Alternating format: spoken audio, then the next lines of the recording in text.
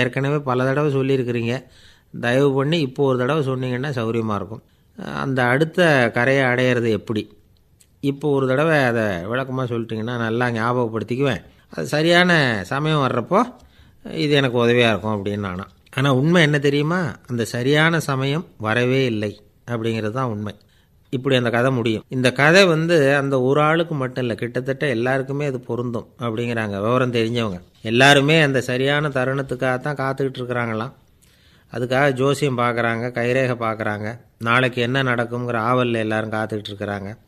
ஆனால் அந்த ஒரு நாள் ஒருபோதும் வரப்போகிறதில்ல. நீங்கள் தள்ளி போடுறதுக்காக பல அர்த்தமில்லாத காரணங்களை தேடுறீங்க அப்படிங்கிறார் ஒரு ஞானி. காத்திருக்கிறதுலேயே நம்ம காலம் ஓடி போயிடுது. ஏன்னா இன்றைக்கி நாம் சிந்திக்கிறது நாளைக்கு நாம் சிந்திக்கிறது இல்லை. ஒவ்வொரு நாளும் ஒவ்வொரு மாதிரி போயிடுது. நாளைக்கு மறுநாளை பற்றியே சிந்திக்கிறோம். இப்படியே அது பாட்டுக்கு போயிடும். கரையை தொட்டு பார்க்குறது எப்போ, இதுதான் கேள்வி. நமக்கு வேண்டியப்பட்ட ஒருத்தர் ஒரு ரயில்வே பிளாட்ஃபாரத்தில் நின்றுட்டு இருக்கிறார். அங்கே இருக்கிறவங்ககிட்ட கேட்குறாராம், விசாரிக்கிறார். ஏங்க கிழக்க போகிற ரயில் போயிட்டுதுங்களான்னாராம். போயிட்டுதுன்னு இருக்கிறாங்க. கொஞ்ச நேரம் கழித்து ஏங்க மேற்க போகிற ரயில் போயிட்டுதுங்களான்னு கேட்டிருக்காரு. போயிட்டுதுங்களான்ருக்காங்க. அப்புறம் கொஞ்சம் நேரம் கழித்து மறுபடியும் ஏங்க 10:30 மணி வண்டி போயிட்டுதான்னு கேட்டிருக்கார். தொடர்ந்து காலையிலேருந்து சாயந்தரம் வரைக்கும் இப்படி ஒரே இடத்துல நின்றுட்டு கேட்டுக்கிட்டே இருக்கிறார். இதை பார்த்துக்கிட்டு இருந்த ஒருத்தர் அவர்கிட்ட ஏங்க நீங்கள் எங்கே போகணும் அப்படின்னு கேட்டாராம். இவர் மெதுவாக சொன்னாராம், இந்த ரயில்வே லைனை தாண்டி அந்த பக்கம் போகணும் அப்படின்னாராம். நம்பிக்கை இல்லைன்னா இந்த உலகத்தில் நாம் நடமாடவே முடியாது. அவநம்பிக்கையோடு இருந்துக்கிட்டு இருந்தால் என்றைக்கும் அவஸ்தை தான். நாம் நம்புறது நடக்குதோ இல்லையோ அது வேறு விஷயம். ஆனால் எதையும் நம்பி தான் நாம் அடி வைக்க வேண்டியிருக்கு.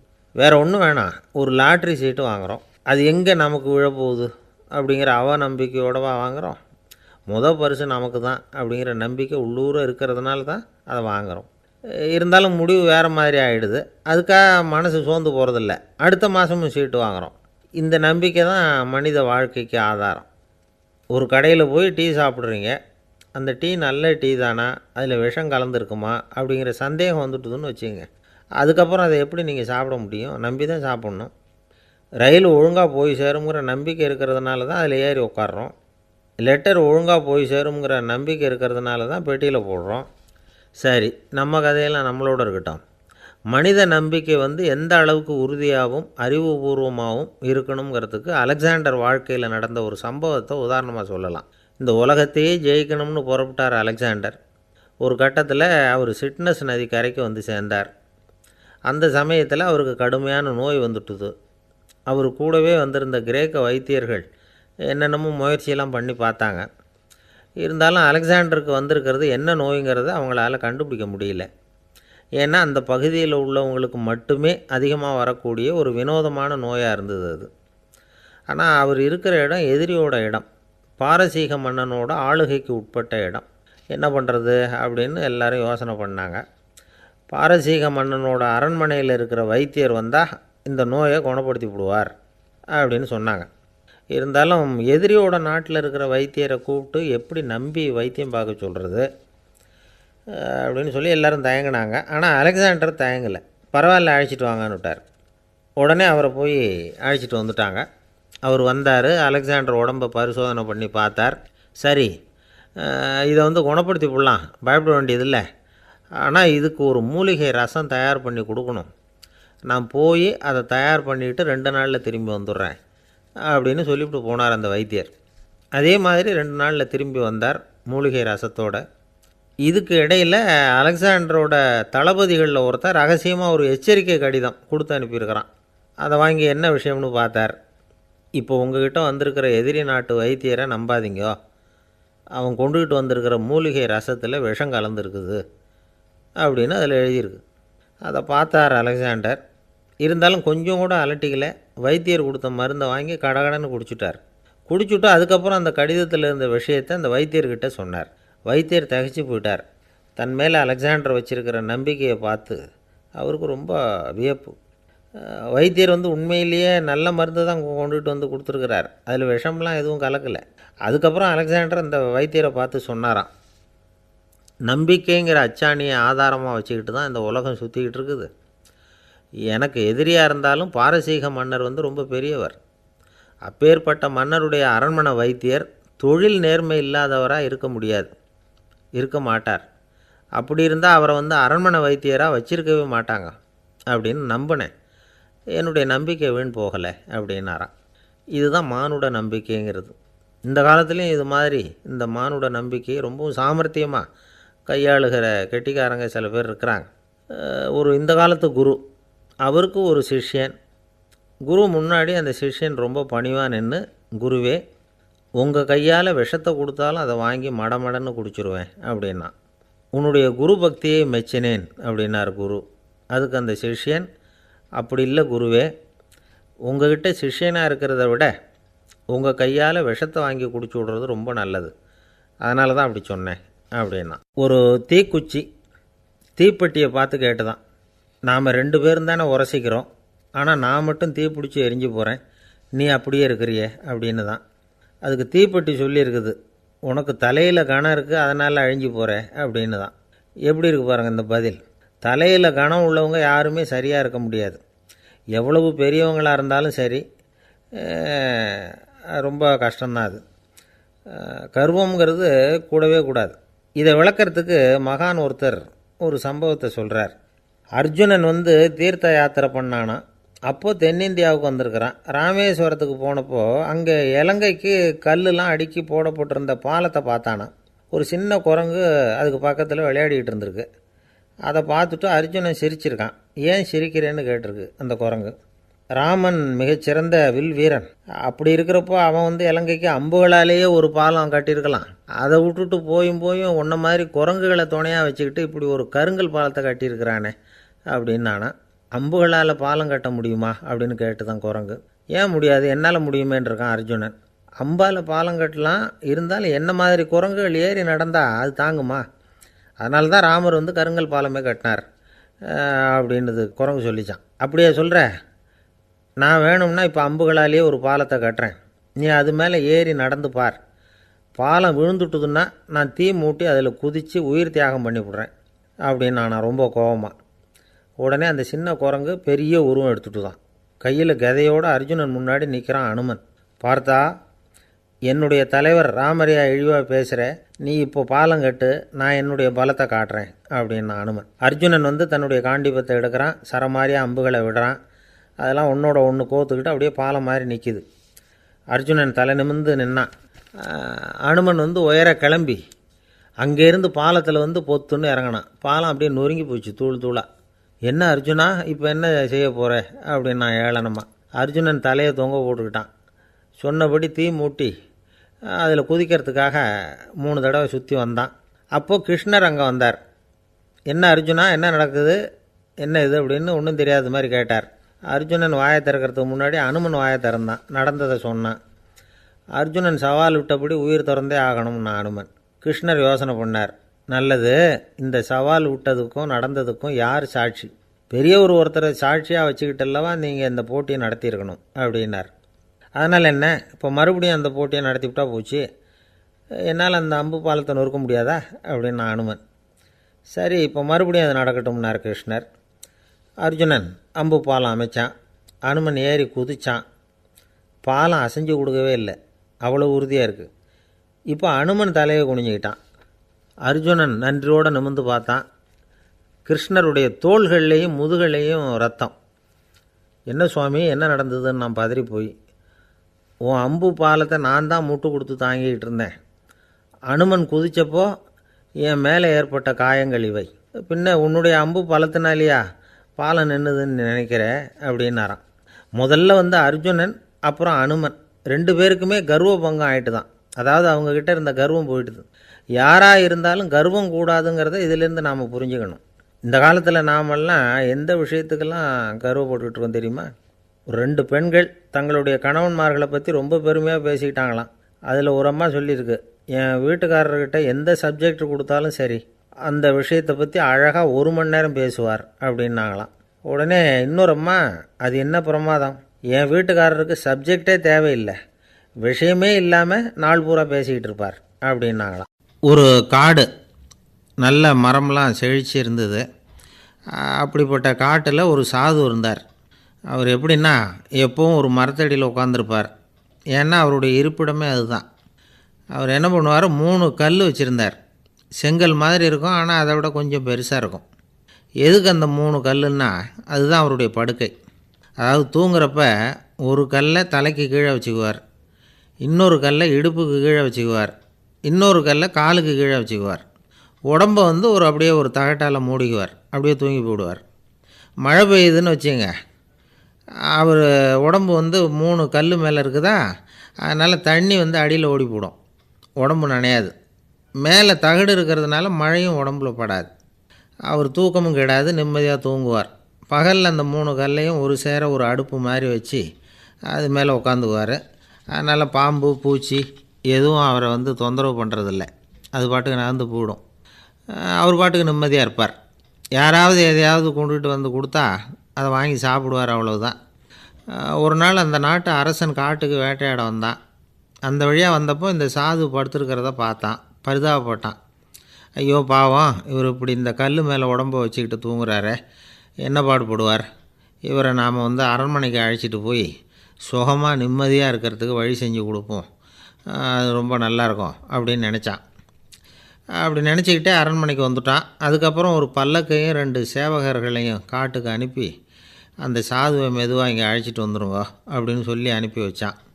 இவங்க போய் அவர்கிட்ட விவரத்தை சொன்னாங்க. எனக்கு என்னத்துக்கு அரண்மனை வாசம் அப்படின்னார்.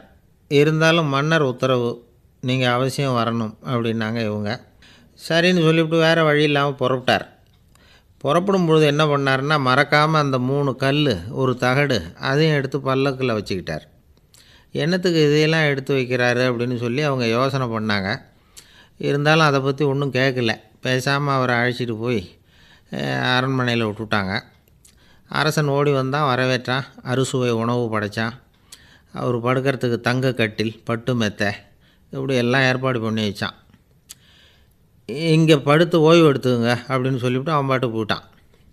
மறுநாள் காலையில் பார்க்குறான், சாது படுத்துருக்கிறார். எப்படி தெரியுமா, அந்த பட்டு மெத்தை மேலே 3 கல்லையும் வச்சு வழக்கம் போலவே அது மேலே படுத்துருக்கிறார். அதுக்கு மேலே தகடு. அரசன் பார்த்துட்டு அதிர்ச்சி ஆகிட்டான். என்ன சுவாமி இப்படி அப்படின்னா, சாது சொன்னார், எனக்கு தேவையும் இல்லை குறையும் இல்லை, எல்லா இடத்துலையும் எனக்கு ஒரே மகிழ்ச்சி தான் அப்படின்னார். மகிழ்ச்சிங்கிறது தங்க கட்டிலேயோ பட்டு மெத்தையிலையோ இல்லை, அது மனசில் இருக்கிற ஒரு விஷயம். உண்மையான மகிழ்ச்சிக்கு வழி மனப்பக்குவம் அப்படிங்கிறது அந்த அரசனுக்கு புரிஞ்சுதான். இந்த காலத்தில் ஒரு சாமியார், அவரை தேடி ஒரு சீடன் வந்தான். என்னாச்சு தெரியுமா, சுவாமி எனக்கு நிம்மதி வேணும், அதுக்கு என்ன வழின்னு கேட்டான். சாமியார் நிமிர்ந்து பார்த்தார். அப்புறம் சொன்னார், நீ ஏகப்பட்ட பேர்கிட்ட கடன் வாங்கியிருக்கிற, அதையெல்லாம் திருப்பி கொடுத்தா தான் உனக்கு நிம்மதி கிடைக்கும்னார். இவனுக்கு ஆச்சரியம். அது எப்படி சாமி, அவ்வளவு கரெக்டாக நான் கடன் வாங்கினதை கண்டுபிடிச்சிங்க அப்படின்னா, உனக்கு கடன் கொடுத்து சாமியாராக போனதே நான் தான்ப்பா, அதனால தான் இந்த கதிக்கு வந்தேன். என்கிட்டயே நிம்மதிக்கு வழி கேட்குறிய, அதுதான்டா வேதனை அப்படின்னாராம் அவர். ஒரு குரு, இளம் சீடர்கள் எதிரில் உட்காந்துருக்கிறாங்க. குரு பாடம் நடத்திக்கிட்டு இருக்கிறார். சீடர்களுக்கு ஒரு ஆசை, அதாவது ஒரு முக்கியமான மந்திரத்தை நம்ம குருநாதர்கிட்ட இருந்து கற்றுக்கணும் அப்படிங்கிறது அவங்க ஆசை. அது என்ன மந்திரம்னா, இறந்தவரை உயிர்ப்பிக்கக்கூடிய புனித மந்திரம், அதாவது செத்தவங்களுக்கு மீண்டும் உயிர் உண்டாக்குகிற மந்திரம். குருவே தயவு பண்ணி அந்த மந்திரத்தை எங்களுக்கு உபதேசிக்கணும் அப்படின்னு கேட்டாங்க. அது ரொம்ப ஆபத்தானது, அது என்னத்துக்கு உங்களுக்கு வேண்டாமேன்னாராம் குரு. எங்களுடைய நம்பிக்கை உறுதிப்படுறதுக்காகத்தான் கேட்குறோம், வேற ஒன்றும் இல்லை அப்படின்னாங்களாம் சீடர்கள். பக்குவப்படாத அறிவுங்கிறது ரொம்ப ஆபத்தானது அப்படின்னாராம் குரு. இது சீடர்களுக்கு புரியல. அது எப்படிங்க பக்குவப்படாத அறிவு ஆபத்தானதுன்னு சொல்கிறீங்க, அப்படின்னா என்ன அப்படின்னு கேட்டிருக்காங்க சீடர்கள். குரு அதுக்கு விளக்கம் கொடுத்தாராம். அந்த மந்திரத்தை எப்போ பயன்படுத்தணுங்கிறது முக்கியம், அதை அறியக்கூடிய ஞானம் ஏற்படுகிற வரைக்கும் அதை தெரிஞ்சுக்காமல் இருக்கிறது தான் நல்லது, இல்லைன்னா ஆபத்துன்னாராம். ஆனால் அந்த சீடர்கள் அதை கேட்குற மாதிரி இல்லை, ரொம்ப பிடிவாதம் பண்ண ஆரம்பிச்சுட்டாங்க. சரி வாங்க சொல்கிறேன்னார் குரு. எல்லோரும் வந்தாங்க. அந்த புனித மந்திரத்தை அவங்களுக்கு ரகசியமாக உபதேசம் பண்ணார். உபதேசம் பண்ணிவிட்டு அவங்களுக்கு எச்சரிக்கையும் கொடுத்தார். இந்த மந்திரத்தை நல்லா ஆராய்ச்சி பார்த்ததுக்கு அப்புறம்தான் உச்சரிக்கணும், அவசரப்பட்டு எதுவும் செஞ்சிடக்கூடாது அப்படின்னு ஒரு தடவைக்கு பல தடவை எச்சரிக்கை கொடுத்தார். சரின்னு சொல்லிவிட்டு அவங்கெல்லாம் மந்திரத்தை கற்றுக்கிட்டு எழுந்திரிச்சு போயிட்டாங்க. ஒரு நாள் அந்த சீடர்கள் எல்லாம் மணற்பாங்கான இடத்துல அப்படியே நடந்து போயிட்டுருக்கிறாங்க. ஒரு பாலைவன பகுதி மாதிரி ஒரு இடம். அங்கே ஒரு இடத்துல எலும்புகள் குவியலாக கிடந்தது. உடனே இந்த சீடர்கள் முன்ன பின்ன யோசிக்காமல், தியானமும் பண்ணாமல், அந்த மந்திரத்தோட பயனை சோதித்து பார்க்கணும் அப்படின்னு நினச்சிக்கிட்டு அந்த மந்திரத்தை உச்சரிக்க ஆரம்பிச்சிட்டாங்க. அவ்வளோதான். உடனே என்னாச்சு தெரியுமா? அந்த எலும்புகள் எல்லாம் ஓநாய்களாக மாறி அவங்கள துரத்த ஆரம்பிச்சுட்டுது. சீடர்கள் எல்லாம் தலைதெறிக்கி ஓட ஆரம்பிச்சிட்டாங்க. ஓநாய்களும் விடலை, அவங்கள துரத்தி பிடிச்சி கடித்து கொதற ஆரம்பிச்சுட்டுது. அப்போ தான் அந்த சீடர்களுக்கு குரு சொன்ன அறிவுரையோட அர்த்தம் புரிஞ்சுது. பக்குவப்படாத அறிவு ஆபத்தானது அப்படிங்கிறது. அதனால் இதிலேருந்து நாம் தெரிஞ்சுக்க வேண்டியது என்னென்னா, நாம் நம்ம அறிவை வளர்த்துக்கிட்டால் மட்டும் போதாது, அந்த அறிவை எப்போ எப்படி பயன்படுத்தணும் அப்படிங்கிற பக்குவமும் நமக்கு வரணும். அப்போ தான் வாழ்க்கை நல்லபடியாக அமையும். இல்லைன்னா இடைஞ்சல் தான். இந்த காலத்தில் சில சின்ன பிள்ளைங்களுக்கே அறிவு ரொம்ப பக்குவப்பட்டிருக்குங்கிறத உணர முடியுது. ஒரு சின்ன பையன் பள்ளிக்கூடத்தில் மார்க் லிஸ்ட்டு கொடுத்தாங்க, வாங்கிக்கிட்டு அவசரமாக வீட்டுக்கு ஓடினான். எதிரில் வந்த ஒருத்தர் கேட்டார், என்ன அவசரம், ஏன் இப்படி வேகமாக ஓடுறேன்னார். எங்கள் அம்மாக்கிட்ட அடி வாங்கணும், அதுக்காக தான் ஓடுறேன்னா. அடி வாங்கிறதுக்காக இவ்வளவு அவசரம்னார் அவர். அப்படி இல்லைங்க, நான் போகிறதுக்குள்ளே எங்கள் அப்பா வீட்டுக்கு வந்துட்டாருன்னா அவர்கிட்ட அடி வாங்க வேண்டியிருக்கும், அதை அவாய்ட் பண்ணுறதுக்காக இப்படி ஓடுறேன் அப்படின்னு நானான் அந்த பையன். ரொம்ப நாளைக்கு முன்னாடி ஒரு நாள் கோவலன் நாடகம் நடந்தது. எங்கள் மதுரையில் நடந்தது. அதில் ஒரு முக்கியமான கட்டம். கண்ணகி கிட்ட சிலம்பை வாங்கிக்கிட்டு அதை விற்கிறதுக்காக மதுரை நகருக்கு புறப்படுறான் கோவலன். அந்த சமயத்தில் கண்ணகி பாடுற மாதிரி ஒரு நாடக பாடல் நாடக ஆசிரியர் எழுதினது. அது என்ன பாட்டுன்னா, மா பாவியோர் கூடி வாழும் மதுரைக்கு மன்னா போகாதீர் என்று அப்படின்னு ஆரம்பிக்கும் அந்த பாட்டு. இதுதான் அந்த பாட்டு. இதை கண்ணகி மேடையில் பாடின உடனே கூட்டத்தில் சலசலப்பு.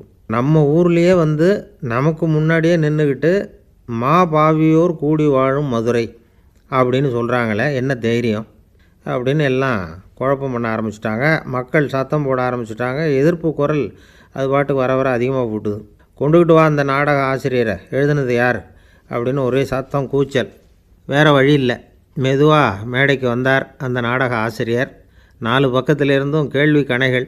மக்களை பார்த்து கொஞ்சம் அமைதியாக இருங்கோ அப்படின்னு சொல்லிவிட்டு தன்னுடைய விளக்கத்தை சொல்ல ஆரம்பித்தார் அந்த நாடக ஆசிரியர். மா அப்படின்னு சொன்னால் திருமகளாகிய லட்சுமி அப்படின்னு அர்த்தம். பா அப்படின்னா கலைமகளாகிய சரஸ்வதி. வி அப்படின்னா மலைமகளாகிய பார்வதி. மா பாவியோர் அப்படின்னா திருமகளும் கலைமகளும் மலைமகளும், இவங்க மூவரும் அப்படின்னு அர்த்தம். இந்த 3 பேரும் வாழ்கின்ற மதுரை புனிதம் நிறைந்தது, சகல செல்வங்களும் நிறைஞ்சது. அப்படிப்பட்ட ஊரில் நான் அணிந்து கொள்ளும் இந்த சாதாரண சிலம்பை யார் வாங்கிக்குவாங்க அப்படிங்கிற எண்ணத்தோடு தான் கண்ணகி அப்படி சொல்கிறா. அதை நினச்சி தான் நான் எழுதினேன். ஆகவே மதுரையை ரொம்ப சிரமப்படுத்தணும், ரொம்ப மோசமாக எழுதணும் அப்படிங்கிற எண்ணம்லாம் எனக்கு கிடையாது. பெருமைப்படுத்தணும்னு நினச்சி தான் அப்படி எழுதினேன் அப்படின்னு விளக்கம் கொடுத்தாராம். இந்த விளக்கத்தை கேட்டதும் எல்லாரும் ரொம்ப சமாதானமாயிட்டாங்களாம். இப்படி விளக்கம் கொடுத்த அந்த நாடக ஆசிரியர் யார் தெரியுமா? அவர் தான் தமிழ் நாடக உலகின் முதல் ஆசான் சங்கரதாஸ் சுவாமிகள். அவருக்கு நகைச்சுவை உணர்வும் அதிகம்.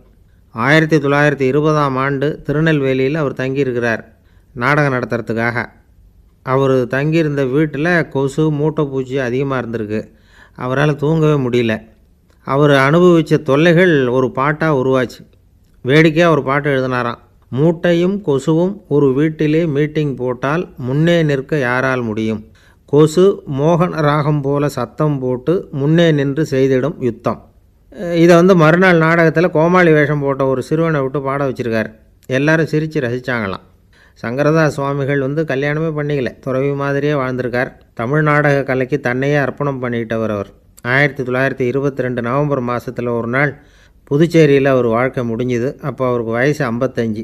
சங்கரதாஸ் சுவாமிகள் நாடக ஆசிரியர் மட்டும் இல்லை, மேடை நாடக இயக்குனர், தயாரிப்பாளர், அவரே ஒரு சிறந்த நடிகர்.